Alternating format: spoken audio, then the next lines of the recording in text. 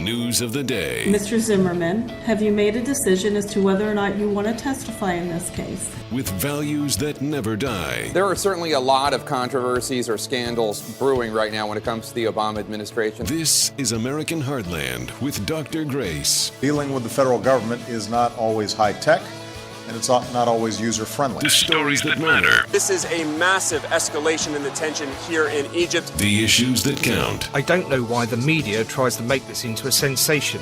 We have never hidden the fact that we supply Syria with weapons. This is American Heartland with Dr. Grace. He's got the red, white, blue flying high on the farm. Semper Fi tattoo. Welcome to American Heartland. I am your host, Dr. Grace, the editor of Politics and Culture at worldtribune.com.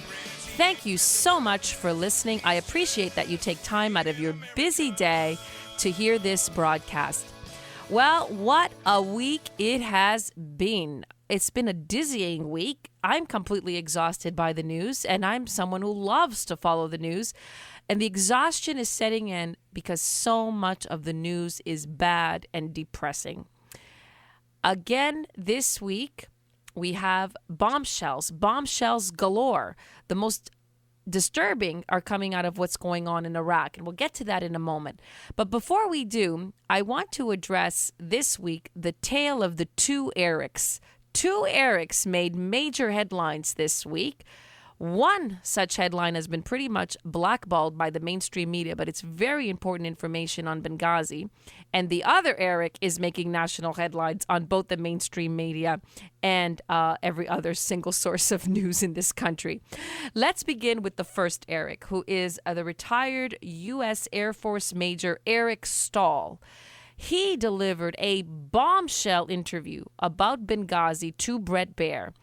This gentleman was piloting an aircraft that evacuated those individuals that needed help out of Tripoli and into Germany. He was there the night of the attacks. And he has given testimony that blows the administration narrative to smithereens. There is now no question, no doubt, not a scintilla of doubt or angst about everything that we've been saying regarding Benghazi. The administration lied flat out about what happened that night, and this isn't just gut instinct. This is now incontrovertible fact.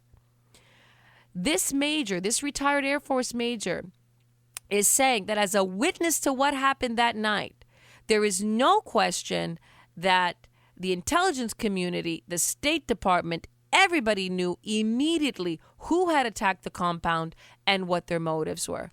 Listen very carefully to what he says on Fox News. Because they knew right away. They knew during the attack that it was who was doing the attacking.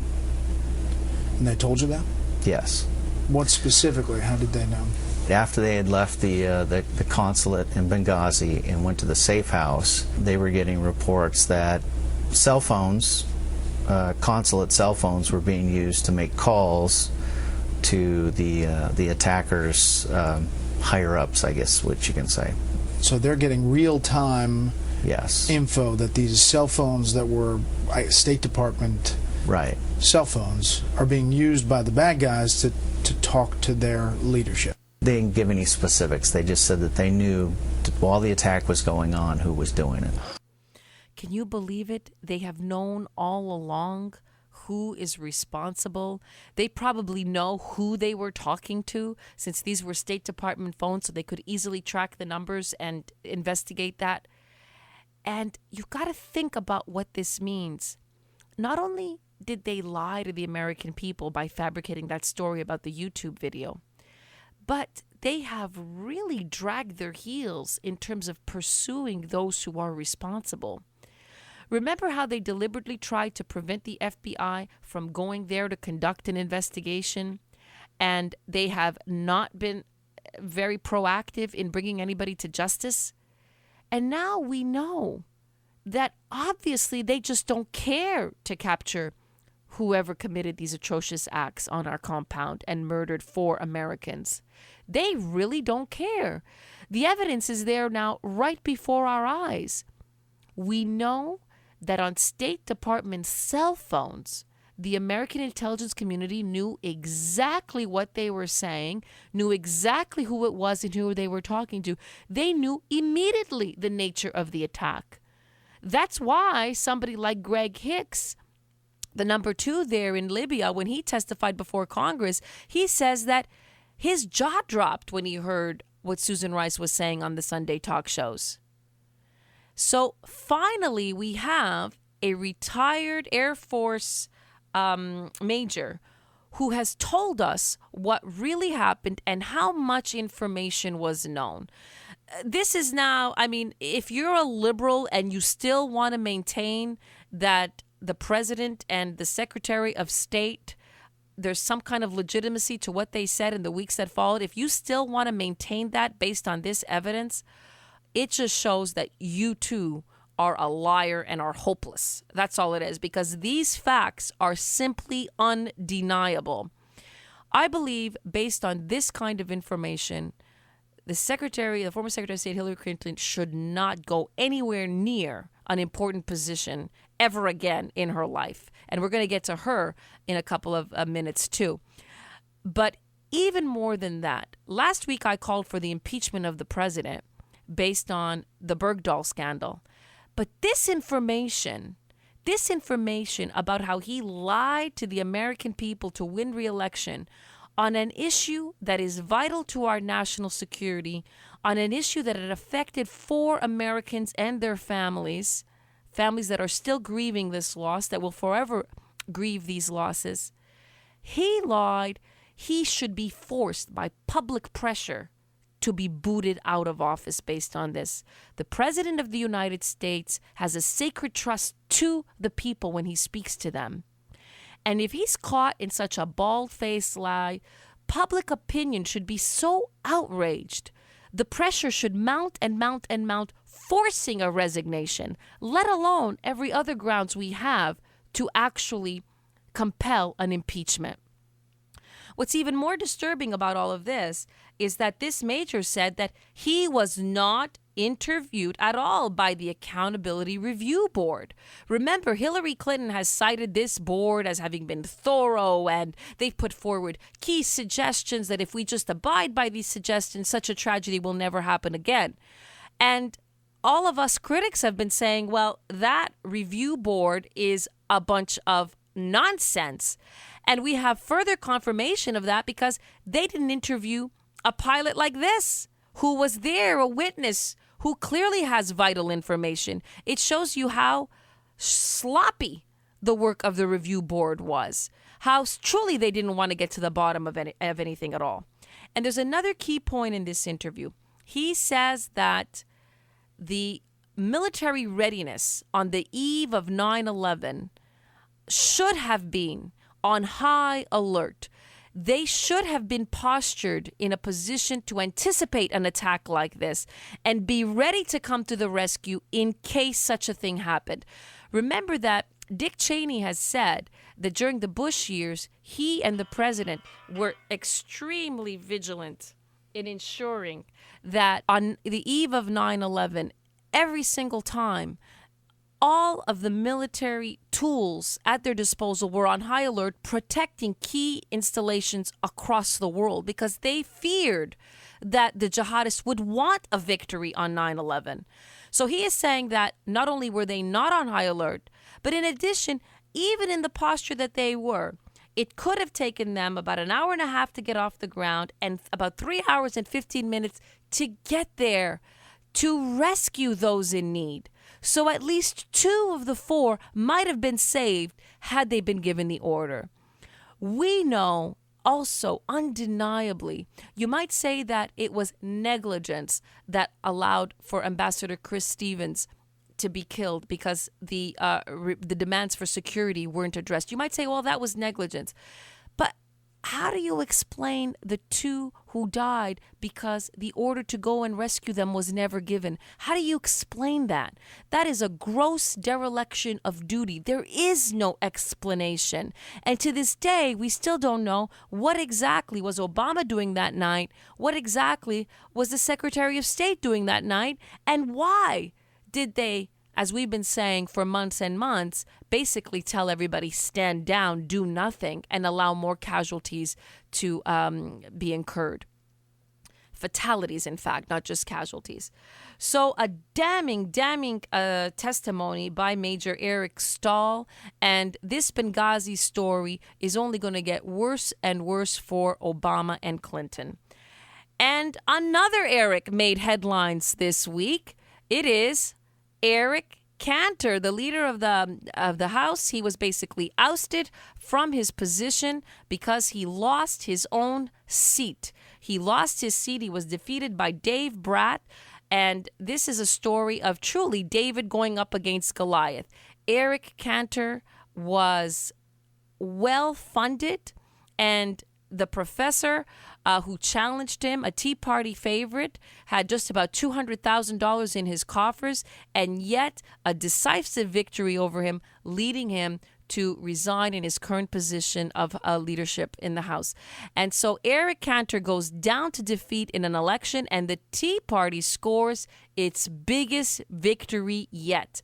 You recall that Reince Priebus, the chairman of the RNC, has been saying since January that there is no real division within the Republican Party, that the media is overstating these. And we've been saying, oh, no. And the Wall Street Journal has been trying to say recently that the Tea Party is pretty much a spent force, that to some extent some of the ideas have been adopted by the GOP altogether, and in other cases this division is being exaggerated. We see very clearly that the division is not being exaggerated. It is very, very real. The victory of Dave Bratt signals clearly that so many rank and file members within the conservative movement do not believe in the establishment Republican Party, the establishment-led Republican Party. They're basically saying, we don't want what you are dishing out.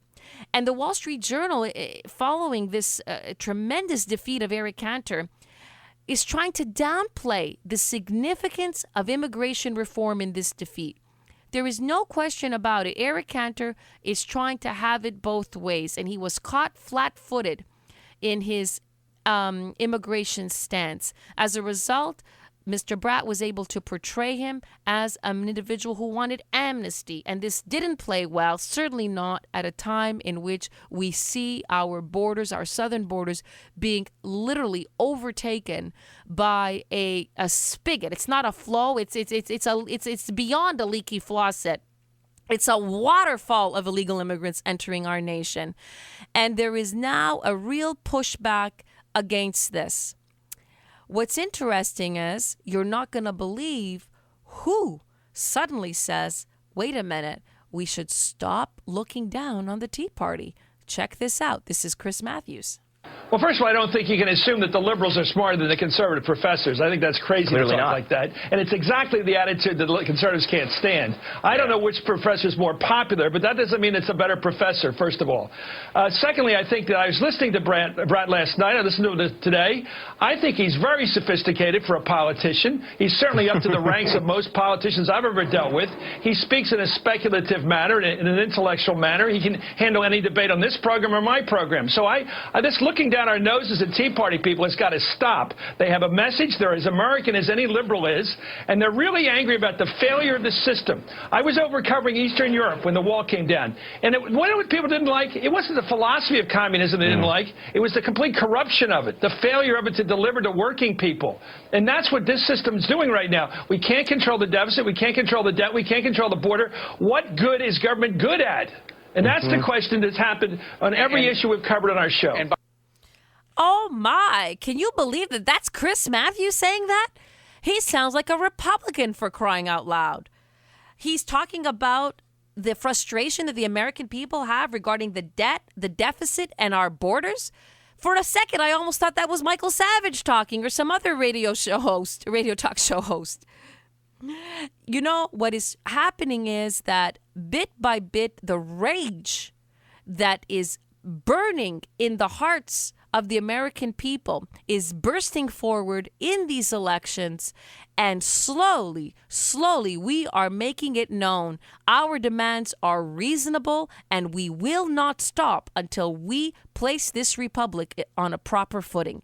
You're listening to Dr. Grace, upholding values that are never, ever going to die.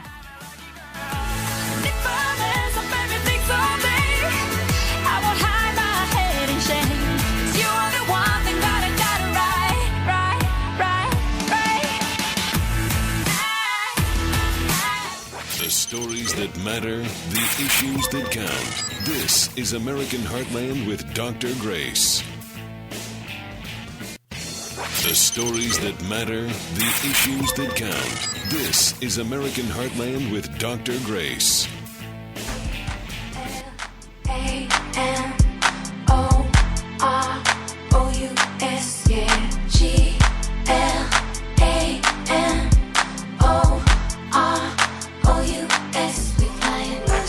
Welcome back to American Heartland with Dr. Grace. Well, you know, this week, Hillary Clinton is trying to tell us all that she was actually dead broke after she left the White House, not leading the glamorous life of a first lady and a president with multi-million-dollar mansions and multi-million-dollar book deals on the table. No. Listen, cranky Hillary is making one gaffe after the other. She's released her book, Hard Choices, and everyone is saying this book is a snore. A commentator on CNN, Ana Navarro, called it 50 Shades of Boring, quote unquote. The New Republic has said it's dullness and lack of critical energy. Somebody on Politico's website called it a newsless snore. So these are all the adjectives and words that are being used to describe her memo and in a memoir. And in addition to that, she's giving interviews where she is making mistakes, unforced errors. The first is this comment that she and Bill were actually dead broke after they left the White House. They had to work really, really hard, and they understand the pain of the American people. She has been blown to smithereens, left, right, and center on this comment, and rightfully so, because evidently she is part of an elite. She has rubbed shoulders with the wealthy for years, and she has lived in the lap of luxury for years, even well before she and Bill left the White House and really cashed in. So what this gaffe has done, it has highlighted just how wealthy she and Bill really, really are. She leads the glamorous life, and for her to try to convey this sense that she understands the pain of the working man and woman, the pain of the middle class, it is preposterous, and she should stop doing it immediately. What's important here is I've been saying for months and months that Hillary Clinton is a very weak candidate. You know when Hillary's poll numbers go up? It's when she doesn't speak too much. That's when her poll numbers soar. Remember that when she was the victim in the Monica Lewinsky affair scandal that engulfed Bill Clinton's presidency, her poll numbers soared shortly thereafter. She didn't say very much. She was just presented as the victim. Well, during the years that she was Secretary of State and she just traveled from place to place and she didn't open her mouth too much, her poll numbers soared. But what I know, and what every astute political commentator will tell you, is that when Hillary Clinton opens her mouth, she makes a lot of mistakes. And that 2008 campaign, when she ran against Barack Obama, who was really a novice, it wasn't just that he was a brilliant orator. It was also that she was a lousy candidate. She was horrible. And so here you have her now this week making many mistakes. And it's not just that comment. She is now being grilled on Benghazi. And she has said that, yes, if she could turn back the clock, that is one of her regrets, and she would obviously wish that it hadn't happened. And she's been asked, well, what exactly would you have done differently? And here is where she's slipping up. She has said over and over again that she takes full responsibility for what happened that night. And yet, when you ask her to explain, well, wait a minute, tell us what you mean by you take full responsibility and what would you have done differently? This is the kind of thing that she says. Roll it, Brittany. Is there anything you personally should have been doing to make it safer in Benghazi? Well, what I did was give very direct instructions that the people who have the expertise and experience in security apply. Well, that is personal, though, Diane. I'm not equipped to sit and look at blueprints to determine where the blast walls need to be or where the reinforcements need to be. That's why we hire people who have that expertise. You are supposed to supervise the security of every American outpost. And what does that mean exactly? What it means is when you're getting cables from your ambassador saying, help, help, help, we need more security here. You, as the Secretary of State, you convene the security team, you ask a lot of questions, then you pick up the phone and you call Ambassador Chris Stevens and you say, sir, this is what the security team is telling me. This is what you're telling me. Oh, there's a discrepancy here. I, as the leader of this department, have to ensure that this discrepancy is rectified. That's what leadership is. You don't simply abandon the job to the so-called experts because you are supposed to be the one that has the vision overseeing multiple components of a very complicated job. That's what it is to be Secretary of State. So it's preposterous to sit there and say that we actually wanted you to stare at various walls and determine yourself whether the security situation was adequate. What we want you to do is make sure that when you're getting cables from people saying, people that are representing the United States of America in a dangerous place, help, help, there isn't sufficient security here, I'm in peril, you get proactive and you make sure that the security meets the standards of the people that are calling for help. This isn't rocket science. But what do we see here? She's a whiner. Do you take responsibility for what happened or do you not take responsibility? And if you take responsibility, part of that is saying, this, in retrospect, is what I would have done differently. And I can tell you this. Nowadays, I happen to be giving a tremendous amount of counsel. I don't know why it is, but this last couple of weeks, people on the workforce, I have one friend and someone else who's very dear to me, calling me, asking me a lot of different kinds of questions about advice on the workplace. And based on my years on the workplace, I'm able to give that advice. And when I speak about my years in the workplace, I often say, I did this, but I was wrong. And the reason I was wrong is X, Y, and Z. And if I could do it again, I would do this. So I have an alternative vision of what I would have done based on the mistakes that I made. That's growth. That's taking responsibility for an error. And you know, the American people are very understanding and they're also very forgiving. We know that not everything can go right at all times and that great tragedies happen and that even with the best of intentions, there are oversights and mistakes. Why not fess up? Why not open up? Instead, she is making a huge mistake. I know the media went on and on about this comment that she's dead broke, and I did allude to it initially to begin the segment. But for me, what is an even bigger mistake, because this story is not going to go away, is her answers on Benghazi. They're weak. And they tell us if this is what you call taking responsibility as Secretary of State, well, what kind of confidence are we supposed to have in you if you seek the highest office in the land? You are showing that you don't understand what leadership is. You don't understand acknowledging a mistake and rectifying it. And you know what that sounds like? That sounds too much like Barack Obama, who can't fix a mistake. You know, I got to give credit to somebody like Bill Clinton, her husband. He's much better at something like this. veering course, acknowledging that you're on the wrong path, and finding a way to reach out to the American people by changing what you're doing if the American people are saying they don't like it. That's what he did after he lost a key midterm election during his presidency. He veered course. And he did so by acknowledging what the American people wanted him to do. But this obstinance that you're seeing with Clinton and with Barack Obama, this doesn't work. We don't like it. It's inhuman. Remember I told you that I call people in Washington, D.C. mutants? This is the kind of talk that mutants are capable of. They don't speak like human beings. That doesn't sound like a human answer. You know what we would have really liked to hear from her?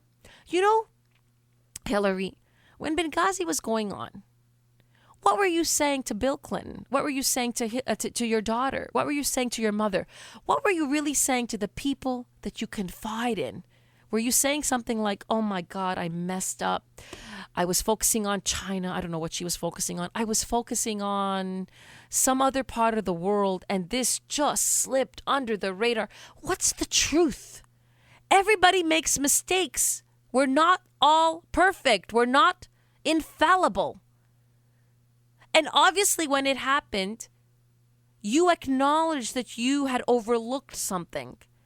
And you made comments that were obviously genuine. Probably you did that in private, but why aren't you willing to open up? You see, this is her problem. Remember, she's a wooden candidate, and she is generally dislikable. If you take away she's the victim, if you take away she's first lady, if you just look at her, Hillary Clinton, how many of you like her? How many of you say, you know, she's the kind of person I'd love to hang out with on a Friday night? Very few, even the Democrats who support her. Because she doesn't let you see who she really is. In fact, at this point, we don't know who she really is because she's so shifty. They called her husband Slick Bill. She's Slippery Hillary. She's always a slipping and a sliding. And that's why Barack Obama was able to defeat her in 2008, because he represented the idealistic wing of the Democratic Party, and she came across as the opportunistic pragmatist who doesn't really stand for anything except winning the next election. The American people are sick of that. They're sick of that on the left, and they're sick of that on the right. And that is a bigger mistake that she made during the Diane Sawyer interview than the gaffe about having been dead broke. You know, she went on to say that one of the things she learned about her mother is to be resilient. And here, too, this is going to be a tough sell to the American people. Do we really think that Hillary Clinton is resilient? Well, part of it, part of her life story is one of resilience. I mean, obviously, she endured a tremendous humiliation as First Lady, and yet she came back. She became a senator. She became Secretary of State. She's endured writing a book that is apparently selling well based on the crowds. So there is some resilience to her. But many women look at her and say, you know, having put up with Bill Clinton and all those repeated affairs, are you truly a resilient woman, or are you more like a doormat? How many times does a man have to humiliate you, cheat on you, attack your very womanhood by his actions, and then do so publicly before you truly stand up for yourself? So I don't know how far this she's a resilient leader, I don't know how far that's going to go.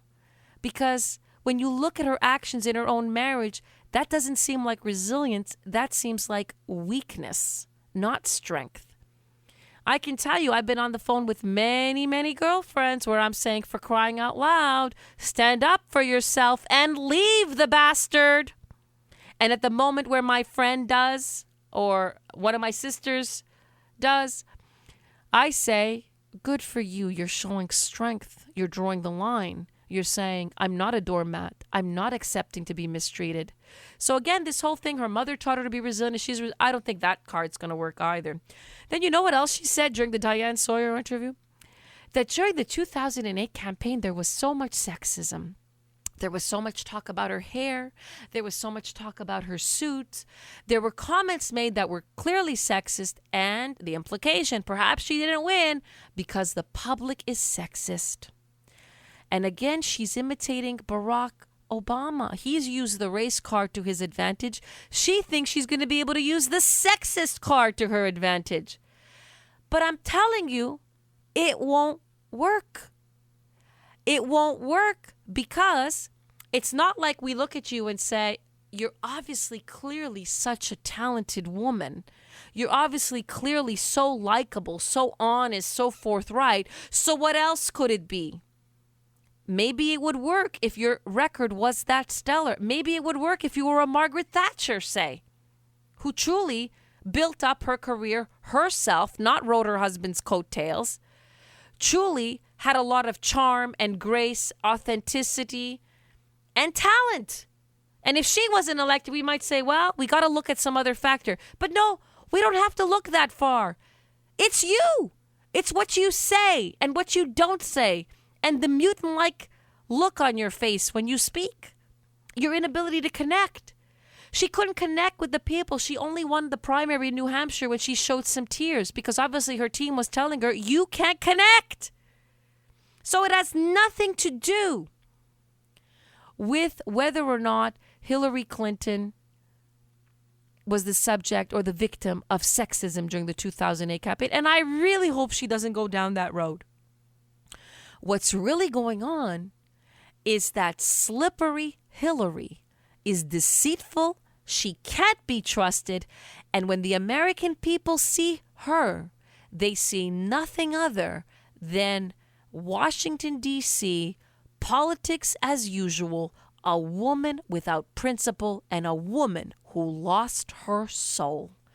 You're listening to Dr. Grace, the editor of Politics and Culture at worldtribune.com, saying, Hillary, you cannot pick up a 3 a.m. call. It's 3 a.m., I must be lonely. She says, baby, well, I can't help but be scared of it all sometimes. The rain's gonna wash away, I believe it. This is American Heartland with Dr. Grace. The stories that matter, the issues that count. This is American Heartland with Dr. Grace.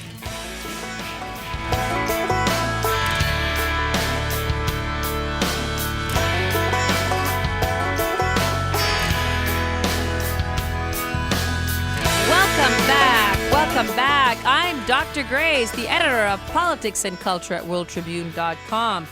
You know, she's slippery Hillary, but she's also the cranky Clinton. She was she was being interviewed, and she was asked extensively about her views on gay marriage and whether or not they had changed. And you know what? She pulled a Jay Carney. She started to attack the person asking her questions. And she comes across as a grumpy, cranky old lady. And I don't care if you're going to call that sexist, but that's what she comes across as. Listen to how she answered the questions on gay marriage.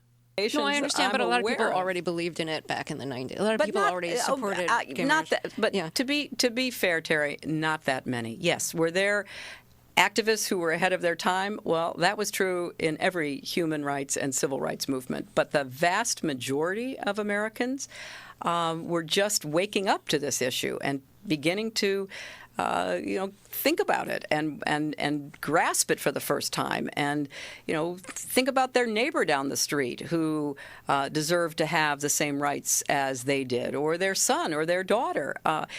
It has been an extraordinarily fast, by historic terms, social, political, and legal transformation, and we ought to celebrate that instead of plowing old ground. Well, the motto of this show is that I uphold values that never die. I don't change my opinions according to fads. I don't change my opinions according to what the majority believe or don't believe. I don't change my opinions regarding what's popular in my immediate workplace or not. I don't change my opinions based on what my family members think or don't think. My values will never die. Her values, slippery Hillary, well, they evolve. Which means she sticks her finger out and she tries to gauge, what should I say to be liked and to get elected? And she's very touchy on this particular topic. She wants to make sure that they don't box her in as having had one position at one time and then changed her mind at another time. I don't see why she doesn't simply say, I didn't support gay marriage at such a date, and later on, over time, I changed my mind and I did support gay marriage. Why not state it clearly? Listen to how cranky she is. So that's one for you changed your mind. I have to say, I think you are being very persistent, but you are playing with my words and playing with what is such an important issue. I'm just trying to clarify so I can understand. No, I don't think you are trying to clarify. I think you're trying to say that, I used to be opposed and now I'm in favor and I did it for political reasons, and that's just flat wrong. So let me just state what I feel like you are implying and repudiate it. I have a strong record. I have a great commitment to this issue, and I am proud of what I've done and the progress we're making. Yeah, I'm sorry. I just want to clarify what I was saying. No, I was saying that you maybe really believed this all along, but, believed in gay marriage all along, but felt for political reasons America wasn't ready yet and you couldn't say it. That's what I was thinking. No, that is not true. Okay. I did not grow up even imagining gay marriage, and I don't think you probably did either. This was an incredibly new and important idea that people on the front lines of the gay rights movement began to talk about, and slowly but surely convinced others of the rightness of that position. And when I was ready to say what I said it. What's clear when you listen to this exchange is that the reporter is obviously very sympathetic to her, and that she completely kind of misinterpreted the direction that the reporter was trying to go. And you know why? She's obviously gone to the J. Carney School of Public Relations here, where you attack the person that asks you a question instead of answering it honestly and forthrightly. And you'll see when you do so that there's a lot less going back and forth. Well, cranky Clinton, you mark my words, her poll numbers are going to start to go down and down and down. And the voices within the Democratic Party saying that others should run, those are going to increase. You heard it here. Now, another huge story, and this is one, too, that Hillary won't be able to escape from, but Barack Obama will certainly never live down. There are devastating developments taking place now in Iraq. In 2011, our president declared that we were leaving Iraq behind, having achieved a great victory in terms of having stabilized that country. Listen to what he said back then. It's harder to end a war than begin one. Indeed, everything that American troops have done in Iraq, all the fighting, and all the dying, the bleeding, and the building, and the training, and the partnering, all of it has led to this moment of success. Now, Iraq's not a perfect place. It has many challenges ahead. But we're leaving behind a sovereign, stable, and self-reliant Iraq, with a representative government that was elected by its people. We're building a new partnership between our nations. And we are ending a war, not with a final battle, but with a final march toward home. This is an extraordinary achievement. Nearly 9 years in the making. You know who was about to leave a sovereign, stable Iraq behind? It was George Bush. But Barack Obama has bungled everything that he has touched. And this is another colossal foreign policy failure. Right now, as we speak, you have jihadists taking over city after city in Iraq. Fallujah fell in January. You have now a march on Mosul, on Tikrit, and now they're marching forward onto Baghdad. And what is happening there? The Iraqi forces are abandoning their posts. They're just dropping everything and running. They feel overwhelmed. When this president ended the war in Iraq, he failed to negotiate a means to ensure that the American presence was still strong, still vibrant, still overseeing and protecting the gains that we had made. The only thing he cared about was to be able to say that he had upheld a campaign pledge to end the war in Iraq. He didn't care how it ended, as long as it ended. And who is paying the price now? It is the Iraqi people who are losing their country. It is being literally burned to the ground by these vicious jihadis who are taking over. And this is a huge threat to American national security interests. It is a huge defeat for us. I am one of those people who supported the ousting of Saddam Hussein. I supported the Iraq War the entire time that George Bush was conducting it. And I assure you, had he been conducting it to this day, we would not be talking about this kind of colossal failure, where it breaks my heart to think about our soldiers who have given up life and limb, and their families looking at this and having to ask the question, what was it all for? Was it for nothing? It breaks my heart that there are people across this country thinking that. But more than that, it alarms me. It alarms me that you have these jihadis now dominating a huge swath of territory from Syria all the way into Iraq. This administration is not only failing, but then they compound their failures by lying about it. They told us that Al-Qaeda was decimated, and that's how the president won re-election. And now it's clear that Al-Qaeda is alive and well and stronger than ever. And at a recent White House briefing, Jonathan Karl kept pressing the point. How can you say that Al-Qaeda is dead? How can you say that Al-Qaeda is on the run? And now they're trying to swing this.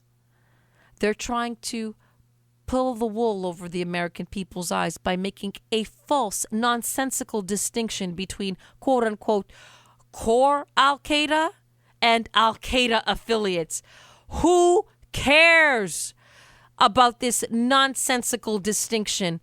The point is, you have jihadis on the march. They're taking over large swaths of territory. They present a threat to their neighbors and to American interests in the Middle East and possibly beyond.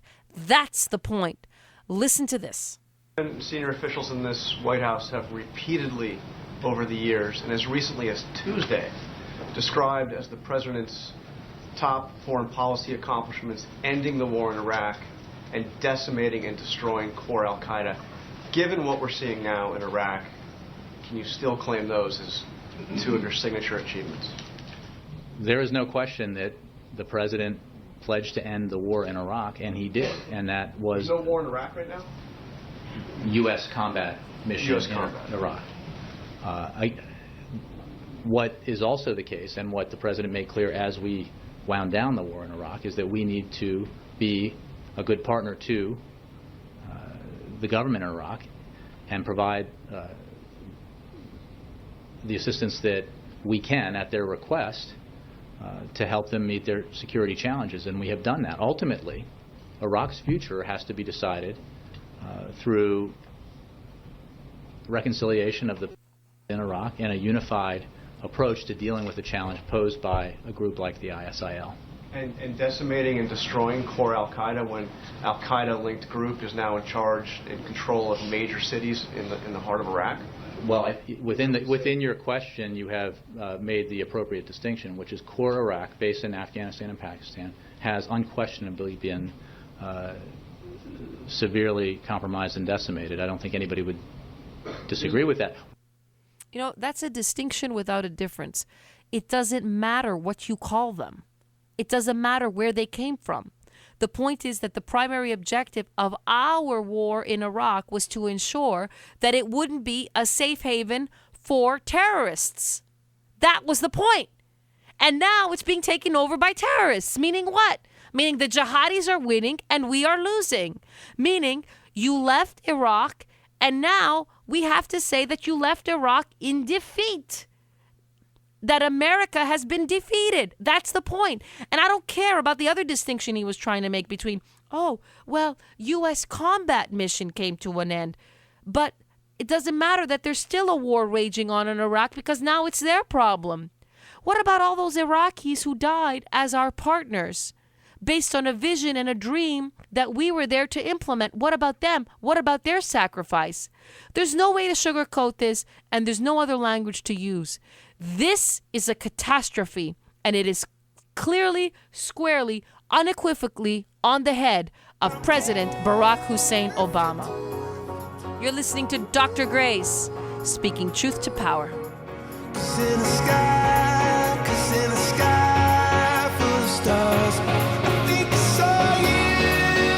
This is American Heartland with Dr. Grace. The stories that matter, the issues that count. This is American Heartland with Dr. Grace. For having a vision, my prediction, I'ma be on top of the world. Welcome back to American Heartland. More lies and lies and lies and lies coming out of Barack Obama's mouth and his hench person, Susan Rice. Remember, they told us when they introduced the entire issue about trading Bowe Bergdahl for 5 Taliban commanders, they told us that they couldn't notify Congress because they had to act expeditiously. And why did they have to act so quickly? It's because Bowe Bergdahl's health was in jeopardy, and they couldn't risk that. And why else did they not tell Congress? Why did they violate their legal obligation to notify Congress? They were supposed to give Congress 30 days notice. It was because if they did so, they feared leaks. And then maybe the leaks were going to result in the Taliban killing Bowe Bergdahl. Everything they told us is being exposed as a lie. There are hearings taking place right now on Capitol Hill, and we can see how twisted this administration is. First of all, we have seen so much evidence that Bowe Bergdahl, with our very own eyes, looks perfectly healthy. We saw images of him blinking as obviously his blindfold was probably taken off. He's being rescued by special forces, and then he was ushered off to be treated in Europe, and he will be arriving home soon. We can see that physically there's nothing wrong with him. So the whole issue that they raised, that his health was in jeopardy, and that's why they couldn't, 30 more days would have made the difference between him living or dying. We know that that is a big fat lie. What else was exposed this week? As a result of all of that congressional testimony, you know what we've discovered? We've discovered just how many people were in on the loop. You had the Department of Justice that was notified. In key congressional testimony, it's very, very clear that there was a lot of correspondence on this topic between the Obama administration and the Department of Justice. So you had a whole branch of the government that did know what was going to take place. And if you are afraid of leaks, if you are afraid that the Taliban might find out about this, and it all might, it might leak to the media, the Taliban will find out, and Bowe Bergdahl will be killed, how can you explain that you are corresponding with some members of the government and not others? It is a flat-out, blatant lie. They did not notify Congress because they knew that Congress was going to object. And the president wanted to go forward and get this done, release these dangerous men, come hell or high wire, the consequences be damned. That is his attitude. There are sources within the White House that have leaked to the press the basic information that he doesn't believe that the public supports his vision. He doesn't believe that the American people agree with what he wants to do. And he's going to enact his vision regardless of what the people want or don't want. Essentially, he doesn't care about the democratic process. And there's no clearer evidence of that than violating a law that he himself had signed. So he flat out lied on two fronts. And there's a new Gallup poll that has come out that says now 51% of the American people do not believe that he is trustworthy. His reputation as a liar is now catching up with him. There's only so many times that you can hem and haw and explain away what you said when the facts are contrary to what you and your administration are saying. We are all sick of it. And it is now transparent. You know, if you're going to lie, one of the pieces of advice I would give him, if you're going to lie, you got to make sure that the lie that you say can't be exposed within the next couple of weeks of your lie. Because, you know, the American people may be uninformed, but their memory span isn't that short. So the one piece of advice I would give the president, if you want to continue to be a liar and get away with it, one of the things you should do is when you lie, ask yourself this question, sir. Is this lie likely to be exposed within the next couple of weeks? If so, maybe I shouldn't do it because that looks really, really bad. Perhaps if you want to lie, think about a lie that might take several years to be exposed. Then you might get away with that one. You see, that's lying 101. This guy is so incompetent, I've got to teach him how to lie effectively. But no, the nincompoop in chief, and that's what he is. He's clearly a nincompoop on every level. He decides to lie in a manner that we can now clearly see that he is deceitful, and the American people have now gone beyond the image that he tried to project of himself in 2008. It is now patently obvious. So Bowe Bergdahl, the deserter, is going to continue to demonstrate when he opens his mouth what a colossal failure this entire policy was. And one of the things the president has been trying to do recently is he wants to start to distance himself now. So he and the administration were trying to suggest, for just a very brief moment, that perhaps it was Chuck Hagel that was responsible for making the ultimate decision to swap 5 of the world's most heinous men for a deserter. And yet this week on Capitol Hill, Chuck Hagel came forward and said, no, I'm not going to let you do that. He said, yes, I okayed it. I supported the decision. I approved of the decision. But the person who ultimately signed off on the decision was the president. And so now the president is in a cage. He is in the Bowe Bergdahl cage, a scandal of monumental proportions, a scandal that is only going to get bigger the more that we explore it. I can't wait to hear Bowe Bergdahl speak. I can't wait to hear him say how much he hates America. And then we, the American people, will have to process that this American hater, this individual who abandoned his post and left his soldiers behind, resulted in not only that atrocious act, but the president giving up 5 of the world's most dangerous men, launching, in effect, a nuclear bomb against his own people, because that is the equivalent of what he did. This week, the Bowe Bergdahl scandal only got bigger. And you mark my words, this scandal, along with everything else, is going to continue to destroy this presidency, and I believe will very likely result in an impeachment. You are listening to Dr. Grace, the editor of Politics and Culture at WorldTribune.com, upholding values that are never, ever going to die.